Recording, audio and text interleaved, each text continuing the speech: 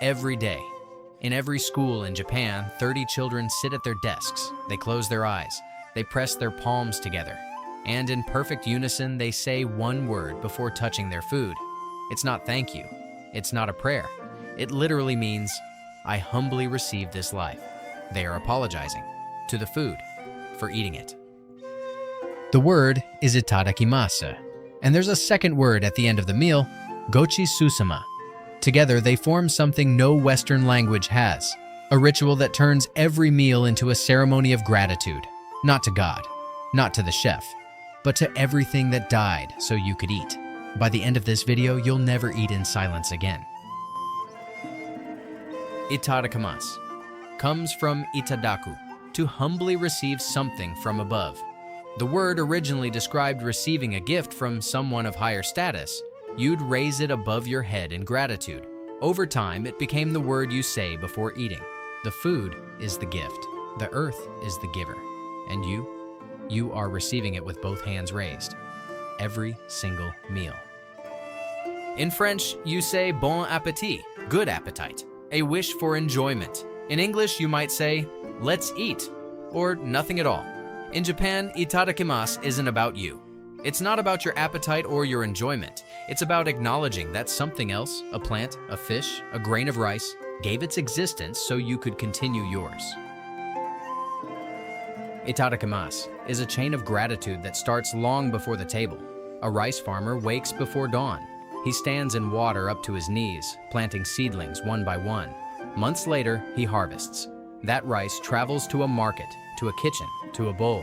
When a child says Itadakimasu, she is thanking that farmer without knowing his name, without ever meeting him.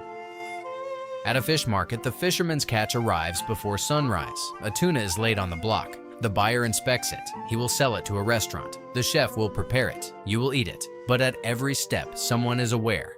This fish was alive this morning. Itadakimasu carries that awareness to the table. The meal remembers its origin. Watch a Japanese person eat. Notice how they hold the bowl, close to the chest, both hands. They don't stab at food, they lift it. They don't rush, they notice. A bowl of miso soup is raised, sipped, set down gently. Each dish is acknowledged separately. The meal is not fuel. It is a series of small meetings between you and what you're eating. And when the meal is over, you say, gochi-susama. This word is even more beautiful than itadakimasu. Chisu originally meant to run around, literally to run. Because in the old days, preparing a meal meant running through the village, to the fishmonger, to the farmer, to the well for water. Gochi-susama means, I know you ran around for this. I know this meal cost effort. Thank you for all that running. In Japan, leaving rice in your bowl is almost unthinkable. Every grain is picked up, every last one. Not because of hunger, not because of manners, because of itadakimasu. If you acknowledge that this rice gave its life for you, how could you waste even a single grain? The respect doesn't end when you stop chewing. It ends when the bowl is empty. Why does Japan have this ritual? Buddhism teaches that all life is connected, and that taking a life, even for food, carries weight. Japan is a culture that ate very little meat for over 1,000 years. When you live mostly on rice, vegetables, and fish, you are acutely aware that each meal required something to die. Itadakimasu is the apology, the acknowledgement, the promise not to waste it. Japanese schools teach itadakimasu not as a word, but as an education. Children serve each other's lunch. They carry the pots, they ladle the soup, they portion the rice. After eating, they clean up together. No cafeteria staff, no trays thrown in the trash. The meal is a lesson in labor, gratitude, and community. By age 7, every Japanese child understands food is not free. Someone worked for this. Japan has a word, shun, for the peak moment of a seasonal ingredient. The 2 weeks when bamboo shoots are perfect. The 1 month when sanma fish is at its best. Japanese cuisine is designed around this calendar. You don't eat strawberries in December, you wait. And when the moment arrives, you eat them with full attention. Itadakimasu is that attention made audible. Itadakimasu is deeply connected to another Japanese word, mottainai, the regret of waste. If itadakimasu is the gratitude before the meal, Mottainai is the guardian after. Together, they form a circle. Receive with humility, consume without waste, honor what was given. No other culture has built this complete a philosophy around a bowl of rice. Every grain accounted for, every life acknowledged. Here's what surprises foreigners most. Japanese people say Itadakimasu everywhere, not just at home, at restaurants, at convenience stores. A businessman opening a convenience store bento at his desk, alone, no one watching, will still press his palms together and whisper Itadakimasu. It's not performance, it's not religion, it's reflex. The gratitude has become automatic, and somehow that makes it more beautiful, not less.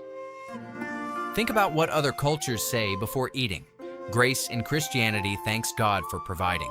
Bismillah in Islam begins in God's name. Bon appetit in French wishes enjoyment, but Itadakimasu does something none of them do. It faces the food itself and says, I know what you were. I know what it cost. I will not take you for granted. And yet, in our fast food, delivery app, eat at your desk world, this awareness is disappearing. We eat without thinking. We order without seeing. We throw away a third of all food produced on Earth. Maybe the world doesn't need a new technology to fix this. Maybe it needs an old word, 5 syllables, spoken before every meal. A daily reminder that nothing you eat was free. Most languages have a word for eating.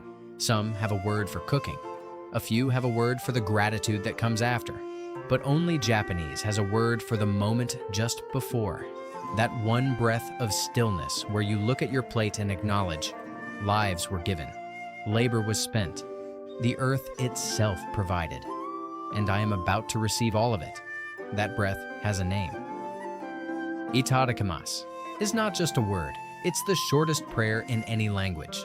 5 syllables that contain an apology, a thank you, and a promise, all at once, spoken by 100 million people, 3 times a day for centuries. And somehow, it never loses its meaning, because the food keeps giving, and we keep receiving.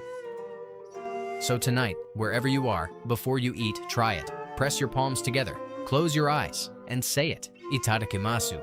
I humbly receive. You'll feel something shift. A meal becomes a moment, and that moment becomes gratitude.